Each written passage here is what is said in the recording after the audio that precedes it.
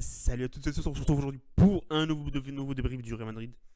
Real Madrid qui s'est imposé 2-0 contre Levante avec un but de Vinicius Junior à la 16e minute et un but de Benzema à la 35e. Donc ça fait la troisième victoire consécutive pour le Real. Donc après Betis et Valladolid, ça fait troisième victoire, 10 points au total sur 4 matchs.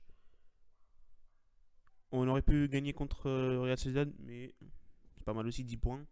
Ce match était ultra important puisque le FC Barcelone et FC Séville jouent le soir. Donc un des deux va perdre des points. Donc voilà. Donc ça fait 10 points. Et Barça en a 6. 6 ou 9, je crois 9. Non, 6, ils ont joué que 2 matchs. Et Séville pareil. Donc voilà.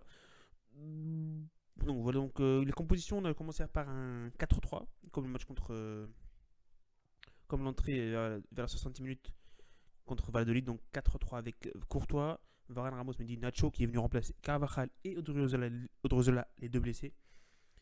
Casemiro, Valverde, Modric qui remplace Kroos, blessé aussi.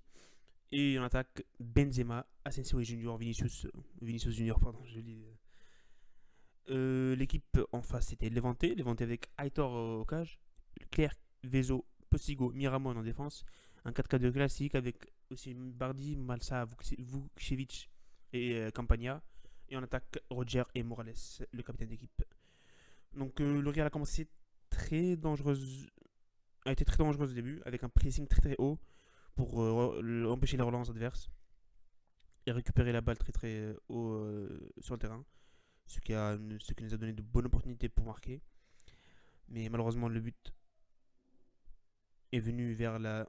Heureusement, pas malheureusement, est venu vers la 16e minute grâce à Vinicius. But très très beau, mais but aussi bizarre puisque les joueurs de Levante, je sais pas ce qu'ils voulaient faire. Ils n'ont même pas essayé de monter sur Vinicius. Ils l'ont laissé tirer, prendre son temps, tirer, ajuster le gardien. Très beau but. Et donc voilà, 1-0 ça fait. Et vers la 95e minute, Benzema s'est faufilé tout seul, face à face. Il dribble le joueur et il plante le deuxième. Donc voilà, sur une passe de Rodrigo, je crois. Voilà. Donc match. Le problème dans ce match, c'est le manque de réalisme. Le manque de réalisme, puisque beaucoup d'occasions ratées. Parler celle de Vinicius tout seul devant les cages. Celle de. Je sais plus. Vinicius en a raté. Ouais, Benzema il en a raté pas mal aussi. Donc voilà. Hein. Mais aussi il faut parler de quoi hein. Mais il faut parler de Thibaut Courtois, qui est à mon avis l'homme du match. 9 sur 10, je l'ai mis 9 sur 10. Homme du match, donc Thibaut Courtois, encore un match parfait, clean sheet, 4 arrêts, je crois, 4 parades. Rien à dire.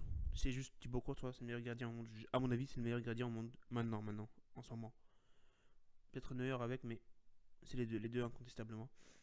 Ensuite, Nacho qui est venu remplacer Odriozola, qui est censé remplacer donc Carvajal. Donc 5 sur 10. 5 sur 10, c'est une note correcte. Je pense qu'il a fait son rôle en défense, même s'il a été parfois mal positionné.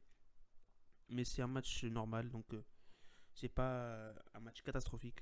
Offensivement, il a beaucoup raté ses centres, beaucoup raté, beaucoup raté, raté beaucoup, raté beaucoup de passes et beaucoup de centres. Donc voilà, 5 sur 10 pour Nacho. Varane 5,5, je lui ai mis 5,5 parce que je l'ai pas trouvé au top sur ce match. Honnêtement, je l'ai vu assez mal positionné et défensivement, ils ont quand même eu des occasions, les vanter. Donc, et je pense que Varane a fait quelques petites erreurs qui normalement ne fait pas. Donc 5,5, c'est pas très grave, mais voilà, 5,5. Sergio Ramos, avec un 6 sur 10, il a marqué un but refusé pour un hors-jeu d'un ongle, je crois, d'un doigt. Mais sinon, 6 sur 10, c'est match correct. Match correct pour Ramos. Ensuite, c'est Mendy. Mendy, c'est le deuxième homme du match. C'était entre Courtois et Mendy. Mendy a été fantastique, phénoménal. En défense, il a gagné. Je crois qu'il a gagné tous ses duels. Je suis pas sûr, mais voilà. Donc, Ferland Mendy 8 sur 10. Offensivement, il reste. Il n'a pas contribué offensivement, mais défensivement, il a fait son rôle. Il a fait plus que son rôle. Et même dans les sorties de bas, il a été magnifique. Il sort, il dribble le milieu, il a été exceptionnel, extraordinaire, tous les adjectifs que vous voulez. Donc Casemiro, j'ai trouvé euh, la récupération, ok, ça va, mais le problème c'était le problème c'est les pertes de balles. Il perd énormément de ballons. Je me rappelle dans ce match, il a fait un centre, il a fait un centre bizarre, catastrophique. Il a énormément perdu de balles, mais ça va, hein. C'est Casemiro, il va se relancer. Je suis sûr qu'il va être magnifique, très très bon dans les prochains matchs. Il y a même le match Barça qui arrive très bientôt. Ensuite, il y a Modric. Modric a été magnifique, encore une fois. 6,5 sur 10. Bon, je pense que avec vers les dernières minutes, il s'est un peu fatigué. Mais je pense qu'il a été très bon. Très bon. C'est le connecteur du jeu. Toutes les actions passent par Modric. Toutes les actions passent par Modric. Si vous regardez et si vous concentrez bien sur le match, toutes les actions passent par Modric. Encore une fois, il a été monstrueux. Il a quand même 35 ans, il ne faut pas l'oublier. Il a été encore une fois monstrueux. Ensuite, c'est Valverde. Valverde n'est pas le même match que Valladolid. Un peu moins bon, mais il n'a pas été encore très.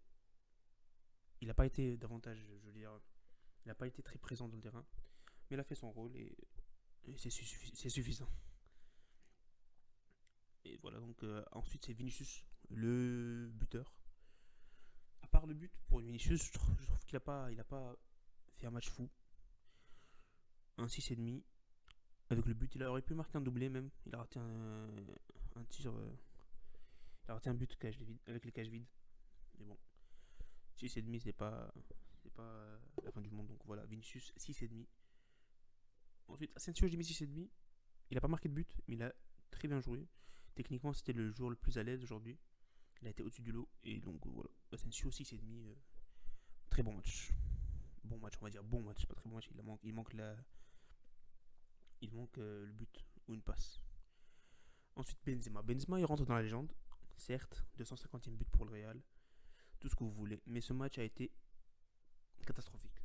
Très décevant. Très décevant. Très, très, très décevant. Je lui ai mis 5 pour le but. Mais sinon, s'il n'avait pas marqué le but, j'aurais mis 3.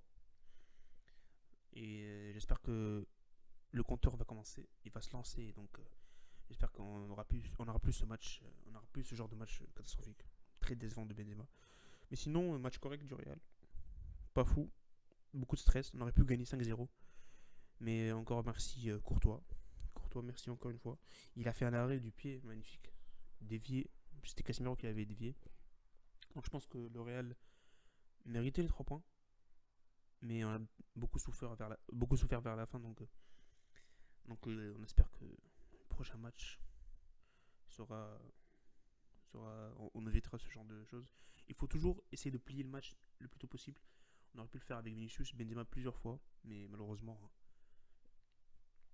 l'efficacité j'arrive pas à le parler, n'était pas au rendez-vous.